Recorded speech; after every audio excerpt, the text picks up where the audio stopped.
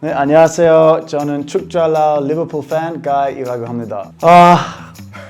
I never thought this day would come where I saw Man United at the top. The positive is that it's very early still, so a lot of Man United fans, if you're out there, you're getting all gassed, we're going to win the league. You're not going to win the league. I hope I don't regret that at the end of the season. I know I'm a Liverpool fan, so of course I'm gonna be upset. And we're playing them next at Anfield, so that's a huge game. We have to win that. So, and then if we win, we'll go top on goal difference. But it's really close. You can see the points, 36 points, and Tottenham are 6th and they're on 30, so they're not that far behind actually. A few wins and it can change a lot.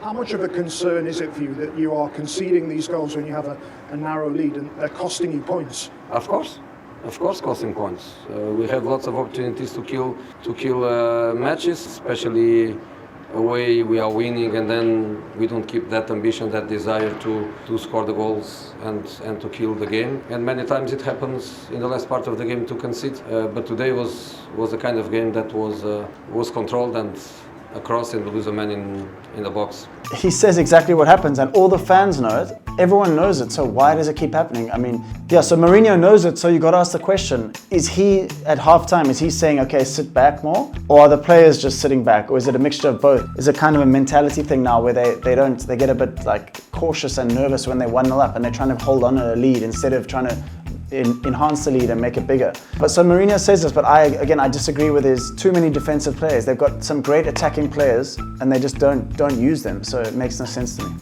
Tottenham have surrendered leads already this season. Was that something that the manager highlighted to you in the build-up to this match, that if they only had a 1-0 win, then they were susceptible to conceding late goals? Susceptible just means it's likely or there's a good chance of that something bad is going to happen. It's normally used in a bad way, like a harmful way. You know, you could say if you keep drinking a bottle of soju every day, you're susceptible to having heart disease or obesity later on. Yeah, it's a pretty useful word and you guys should use it.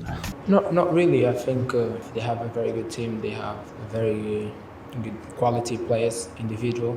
Our focus was defend as a team with our quality, make the difference. So when you keep conceding these goals from going 1-0 up, it gives these other teams hope. I mean, he said no, it wasn't an issue, but I disagree. I'm sure all the teams in the league know now, if we do concede and we go 1-0 down against Tottenham, keep your heads up because there's still going to be chances because then they're going to sit back and we're going to have a lot of the ball and we can always find an equalizer. And that's not good. You don't want teams coming to the Tottenham ground and thinking they have a chance, even at 1-0 down. If they keep letting goals go in, they're losing that edge and that mental edge over the opposition. So, Ronaldo, Perrion, Son Heung, Messi, off form today, bruv. Chance after chance. He hit the post second half, and bro, he missed sitters, blood.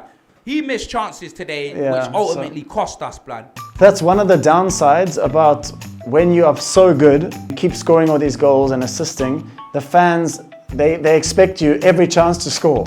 So Sonny this season's been amazing and he's just kept finishing it. His finish rate was like, it's the best in the world out of all the leagues. Of course, some days he's going to have an off day and yeah, the header early on, I mean, he's got to score that. It's a good save, but he's got to put it in the corner and make it unsavable. His other chance, 1-on-1 with the keeper, you expect him to score. He scores at 9 out of 10. This time he didn't catch it right, he scuffed it a bit and hit the pole. So, but you can see Tottenham fans, you cannot blame it on Son because without Son and Kane, they would not be where they are. They've got them out of so many games. So, but yeah, it's true. If Sonny is world class, then when he doesn't score, people are going to talk about it because it's a surprise, and that's what happened. But we've said before, Tottenham needs to have other players that can stick up and stand up when Son and Kane are off form. And these are the players who have been getting us over the line, bruv. When I've been watching fossil football. Fossil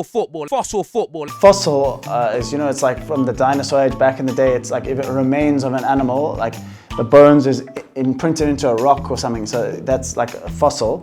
But when we use it in English these days, it's something that's outdated or old. And fossil football is just that outdated, going back to the old stuff, sitting back, just defend your lead. And that's not what you want. And obviously fans do not want to see fossil football. We want to see exciting, entertaining, strikers scoring lots of goals, Sonny and Kane on the ball, a lot of opportunities, and Tottenham fans are getting sick of it because every week they're going up and then the same thing happens. So yeah, we don't want to see any more fossil football this season.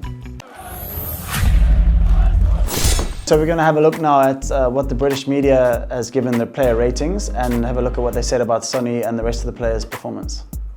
Week 7, that is absolutely ridiculous. Okay, so if you're a midfielder, either you are a defensive style midfielder or you're an attacking midfielder and you need to find balls and link with the front three and give them chances. He hasn't done that at all. Anyone can just get the ball and pass sideways or pass back and show nothing. So he did nothing creative in the whole half. In my opinion, Harry Winks is just not good enough. He didn't show enough, and no ways is a 7. I would have said a 5.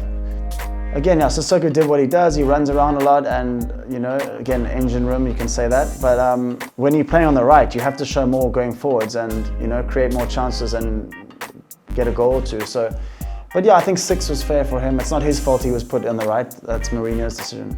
I don't know why Mourinho did that. I would think he does, as we know, Sissoko he does work really hard and he goes up and down the pitch, so he does have a defensive edge. And my only thought is that Mourinho wants a bit more defense and more like backup on the right when other teams attack. But that's ridiculous when you're playing Fulham at home. I think if Bale or Moura or Vinicius, even Dele Alli was there, I think they could have had a lot more chances and put the game to bed in the first half. So Sonny, yeah, it was a bad game for Son. It was a great save, to be fair, with his header, but he could have put it more in the corner. And then, yeah, that second one when he scuffed it with his left foot, didn't hit it properly. Yeah, I mean, but the rest of his game, he's still pressing, he's still showing up all over the field, he's doing a lot. I think he's getting tired. You're seeing they're playing so many games this season. I can't expect them to have full energy every game and take all their chances. And this is why I think Spurs, if they want to win the title, they need to have more class backup players up front, and they don't have that. So we all say, if Sonny and Kane get injured, where the goals are going to come from? So I think Sonny, yeah, he didn't have a great game, but I think I wouldn't blame him so much because he's playing every game, he's performing crazy high levels, and you can't keep that up. If he kept that up all season, he'd be the best player in the world, better than Messi or Ronaldo. So let's just hope he's back to himself in the next game against Sheffield. The fans' comments: Fulham versus Spurs equals Scott Parker versus Bus Parker. that's pretty funny, but yeah, Scott Parker is the manager of Fulham and Spurs, so Park the Bus FC. So a lot of people have said Mourinho is always playing too negative, parking the bus, just playing too many players deep. So Hugh's here that Pochettino won a trophy at PSG. Okay, so that's quite funny because you know Spurs, all they want is a trophy, and Poch was at Spurs a while and never got a trophy, and now he's at PSG. Obviously it's different levels, you know, but still he's got a trophy, and yeah, so that makes Tottenham fans a bit upset. That it's not Jose's fault when players miss 6 or 7 chances. Yeah, so this I do agree with. Spurs score those chances, no one's talking about Mourinho in a bad way. Okay, so Reguilin's early cross into the corridor of uncertainty. So, you know, a corridor of uncertainty is just the area, the dangerous area, basically around in the box. You put the ball into the box, that's where the defenders are uncertain, like when the cross is coming, do I go early, or sometimes the keeper as well. So if you get the cross in the perfect place, you don't want to ever cross right near the keeper, then it's easy, you can just come and get it, right? Or you don't want to put a ball that gives your attacker and the defenders are both sort of in two minds. So that's why when you put a cross in, you want to entice the keeper, so make the keeper not sure, do I go get it or not? And that's when then he's out of position and then the striker can hit it in. So it was a perfect cross because the keeper couldn't get it, and the defenders weren't sure like if they could get it, so then it fell right to the attacker and he put it in. So yeah, the next few weeks are big for Tottenham. They've got Sunday against Sheffield United, which they really should be winning. They're bottom of the league, and then they've got Liverpool. So again, they can swing a lot. So a very interesting table, but still early days, long way to go. I still stick by, I think it's going to be City and Liverpool, the top 2. Okay guys, so today we talked about the Tottenham disappointing results. So yeah, if you enjoyed it, please like, comment and subscribe. And yeah, we'll see you in the next video next week, hopefully after Liverpool beat United. See you.